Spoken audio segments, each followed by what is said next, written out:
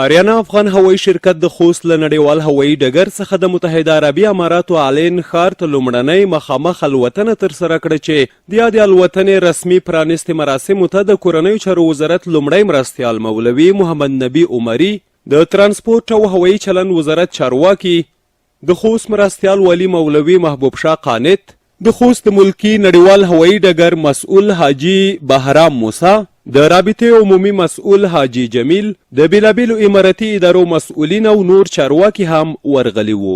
د آریانا افغان هوایي شرکت پیلوټانو د کیک پرې کولو پر مهال خوښي وښوده او د خوست او لوی پکتیا ولسونو ته یې د دې سترې بریا او لاسته راوړنې مبارکي وویله. دوی هیله څرګنده کړه چې نورې نړۍ ته هم د مسافرو د لیږد بهیر پیل شي.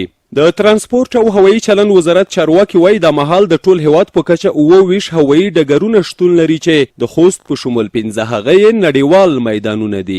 د یاد وزارت ویان امام الدین احمدي رسنیو سره د خبرو پر مهال خوښي څرګنده کړه چې له خوست نه کابل او بیا مخامخ آلین ته پروازونه پیل شول. د زیاتوله اونۍ کې به د هرې جمعې او دوشنبې په ورځو کې 2 پروازونه ولرو او هم به له آلین ښار څخه خوست ولایت ته ورته الوتنې هم ترسره شي. ښاغلي احمدي د یاد هوایي ډګر د لا معیاري کېدو ژمنه وکړه او د ټیکټونو د قیمت په شمول یې مسافرو ته د لا زیاتو اسانتیاوو برابرولو ډاډ ورکړ. لکه څنګه چې تاسو ولیدل د آریانا افغان هوایي شرکت لومړنۍ الوتنه د کابل څخه خوست ته ترسره شوه. همدارنګه په لومړني ځل د خوست څخه مخامخ العین ته د متحده عرب اماراتو العین ښار ته الوتنې پیل شوې. نن د جمعې ورځ لومړنۍ الوتنه وه. له دې وروسته به انشاءالله هره جمعه او دوشنبه له خوست څخه العین ته الوتنې لرو او برګشت به یې بیا ورځ بعد وي. دا د خوست ولس په ټوله کې د لوی پکتیا ولس دپاره یو ډېر ښه زیری ده. زه دوی ته مبارکي ورکوم. له دې وروسته دوی کولی شي چې په نور عربو ممالکو کې لکه ریاض، سعودي، نورو منطقو کې وي هغوی کنیکټینګ فلایټ چې کوم لري دوی غواړي چې خوست ته راشي خپل ټیکټونه داسې خوست ته هم کوی شي. د کابل د لارې به خوست ته هم انتقالوو په همغه قیمت چې کابل ته دوی راځي په همغه قیمت به خوست ته هم راځي. که چیرې څوک په کابل راځي او که څوک مخامخ د العین څخه خوست ته راځي هغه به هم همغه قیمت وي په ډېره ټیټه بیه. انشاءالله د نورو ټیکټونو څخه تفاوت ډېر کم دی. تګ او راتګ ټیکټونه تقریبا څه کم 10,000 افغانۍ رفت آمد تګ او راتګ العین ته د ټیکټ بیه ده. نو ټولو ته د مبارک وي.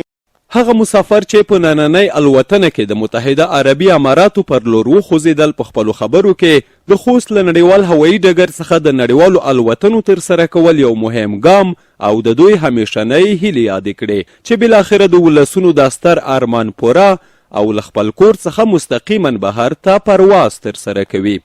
2 تنه مسافر یې په اړه وایي ډېر خوشحال یم چې دا پروازونه جاري وساتل شي. ډېر خوند یې وکړلو چې موږ د تکلیف نه غنخلو شو. لکه زموږ خلکه په اروپا لکه دوبۍ شوه، اروپا شوه، په ډېرو هېوادو کې موږ پکتیا خلکه زه ډېر دي. نو موږ دا غوښتنه ده چې دا پروازونه جاري وساتل شي. نو خوشحالي خو که یقین په خدای وکړه زه خپله لږ تکلیف لرم د خدای کوبل ته په میټر کې ډېر تکلیف و. نو خدای نه ډېر شکر ده چې خوست ته په داسې یوه ساعت کې موږ صوبرایو نه ورسېدو خوست ایرپورټ ته او ډېر خوشحال یو. ویلې موږ ته تکلیف نه و په سیټ کې په هغه کې او دلته الحمدلله ښه ښکله امنیت ده، ښه ښکله امن او امان ده. د یادونې وړ ده چې له دې مخکې به هغه مسافر چې په عربي او خلیج مملکتونو کې مسافر و هیواد ته د راستنېدو پر مهال به یې د بېلابېلو ستونزو او سرخوږیو څخه سر ټکاوه.